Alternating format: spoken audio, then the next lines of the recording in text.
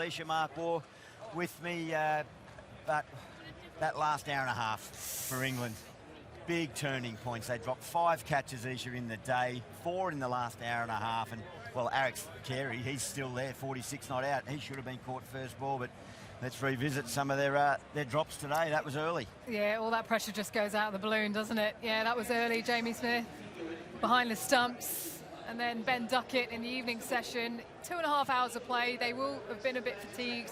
Haven't practiced too much under lights with that pink ball. Don't really know what's coming their way. Didn't get a sight of that Bryden cast at cover, and it costs. It really does. Joe Root to his right, he was just not quite there. The reflex not there. Ben Stokes, absolute frustration for him. He's putting in with the ball, and he wants to see his fielders take the catches. So they could have been in a much better position at this stage. Instead, Australia 44 ahead and 4 wickets in hand. No practice match, Junior, with a pink ball. Is that coming to haunt them? I mean, I'm sure they would have practiced under lights, you know, they're catching. But, yeah, it may well have. I mean, the pink ball, it looks so difficult to pick up. Some of the fields in there are sort of looking the wrong way. The Ben Duckett one, first ball, no excuses there, because that was just a lob. You know, that's an underarm throw that you should take any day of the week. That was crucial. First ball, the momentum all with England, then they would have picked up 3 wickets in a couple of overs. So they say catches win matches, and they can lose your matches as well. And we said at the start of this tour that you know, the catching from both teams is going to be vital, and you've just proven the point in that last hour. There were some good ones, though. There was. Back at the start of the day, it was, well, Marnus, you just spoke to him about it, Isha. That was spectacular. Well, what was so incredible about that was not only the pace it was coming at, but he had to get the judgment right. How he was getting himself off the ground there, but then stuck in his right hand.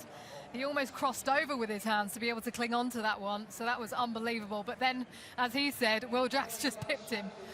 I'll tell you, I don't know which one's better. Will Jacks was slightly closer to the batsman. That was a good positioning from Ben Stokes. He was halfway to the fence. Yeah, not much between them.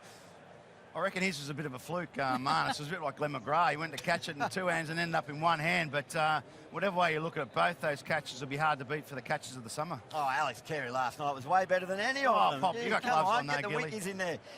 It was brilliant. So those 2 players, Marnus Labuschagne and Will Jacks, showing you can catch a pink ball here at the Gabba, although England had trouble in the last hour and a half, and they find themselves on the back foot and 44 runs ahead on the first innings. Isha Gura, it was an attacking mindset, wasn't it? Travis Head, that was the focus coming out of Perth, but really it was Weatherall that set the tone. Yeah, he really did. He was happy to carve into anything that was wide of the off stump. He was good actually both sides of the wicket, and really just looked so comfortable out there.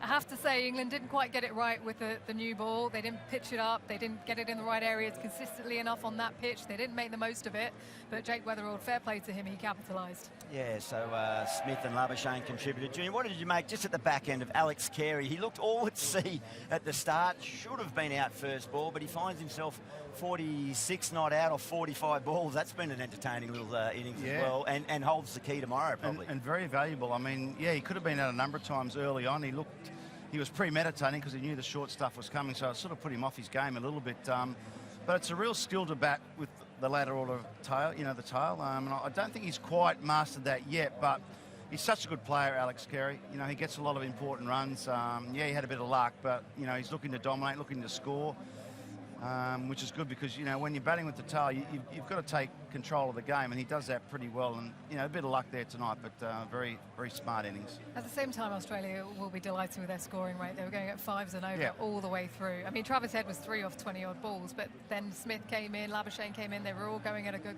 clip. And England, when they look back at the day's play, they will rue the way they bowled in that first part of the innings, and then here this evening not taking the catches. At the back end, let's have a look at the IG share trading session tracker. Eventful session again. I think we're going to have to strap ourselves in for every session in this series. There's always going to be something happening. Ben Stokes tried a whole number of different tactics and eventually went to the short ball, and 3 for 150. I think, again, you'd have to say advantage Australia there. Just that scoring rate that you mentioned, Isha, alone, it should have been more than 3. And that shows Australia, well, a session ahead.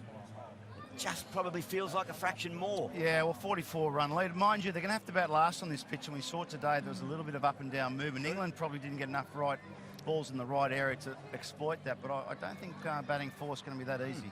It's a fair point. All right, well, we're going to say goodnight. We hope you enjoyed it here from the Gabba. Day 2, 44 runs ahead, Australia. The Barmy Army were in.